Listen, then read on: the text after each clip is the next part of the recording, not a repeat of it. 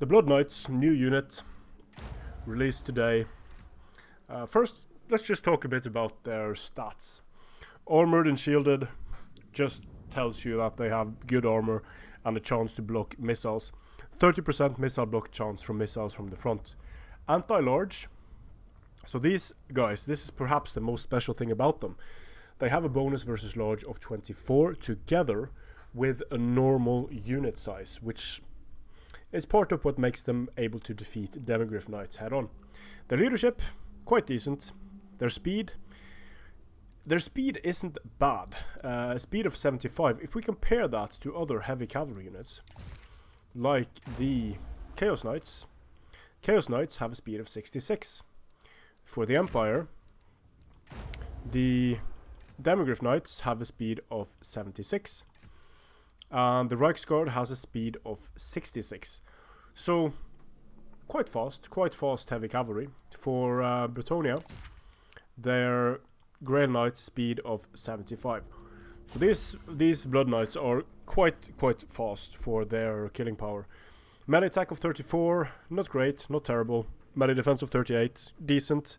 Weapon strength of 36, 11 armor piercing, not great. If you look at the weapon strength of the Black Knights with lances and boarding, it's actually higher than that of the, and they also have higher armor piercing damage.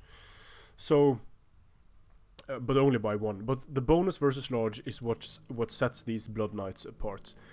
Also, a charge bonus of 72. Compare that to the charge bonus of 58 of the Black Knights with lances and boarding. You do, however, pay a lot for this unit. They are, of course, undead, so they cause fear. They can have crumble, disintegration, blah blah blah. Frenzy, increase in melee attack and charge bonus. So their melee attack actually becomes quite good for a cav unit once they have Frenzy. And plus 4% charge bonus brings their charge bonus up to 75, which again is a very nice charge bonus. They have the Flag of Blood Keep, which gives them 22% missile resistance. Now this is quite interesting because it could mean that it's harder to kill this unit when it's engaged in a blob. They already have a lot of armor, and being able to negate some of the armor piercing damage as well could make this for a very tough unit to bring down if it's in a blob. But the thing is, the reason why I'm not, I mean, yes, it's a powerful unit, but it's in a price range where the price itself becomes prohibitive.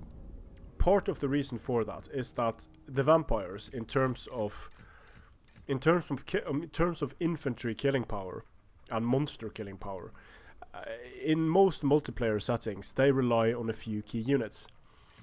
They require zombies a lot of the time to block, Graveguard for killing power, or Cairn Wraiths for killing power. But the main killing power for most Vampire Counts armies, to the point where Crypt Horrors were limited down to 4, is yeah, that's part of the reason you saw a lot of Crypt Horror spams, and it can be very, very powerful together with zombies, skeletons, or what have you. But if you want to go with the cream of the crop of vampire characters, you can quickly start to see the issue with an army like this. Sure, you do get 5 zombies, you do get a few Blood Knights. However, do you want 2 Crypt Horrors or do you want 1 Blood Knight?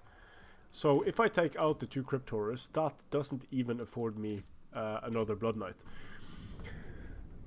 It remains to be seen through battles and testing. The testing is fairly conclusive.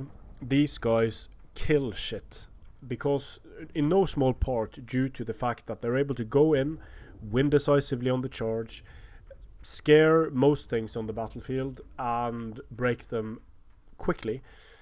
Also having a bonus versus large, which enables them to take on units like Demigryphs, monsters.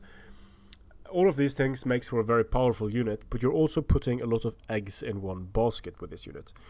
So whereas the Demigryph Knights cost 1400, now they cost 1500, these guys cost 1700. And the difference in cost between a single unit isn't, I mean, 300, it's a bit of a price increase.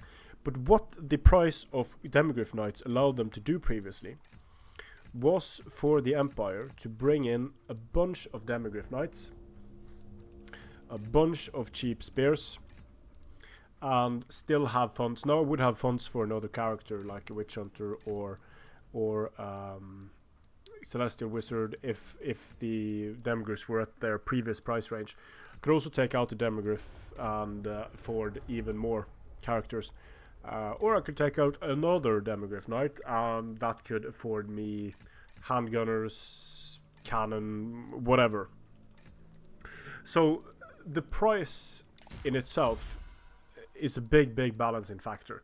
But if you compare it to a unit like Chaos Knights with Lances, suddenly the Chaos Knights with Lances seem horribly overpriced.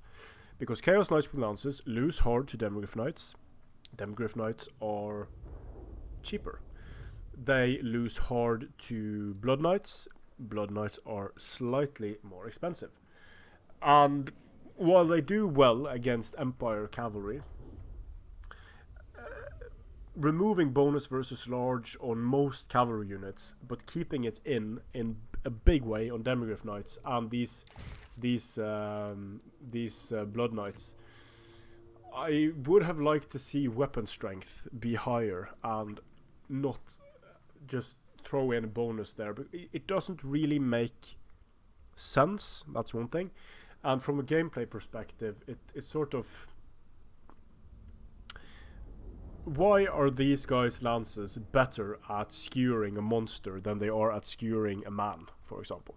Now, I see the thing with, okay, if you give them weapon strength of Demigryph proportions and that huge charge bonus, you will see Attila level carnage on the charge, and I sort of get that, but I'm not so sure. I mean, the unit is good, it's a good unit, but whether it becomes...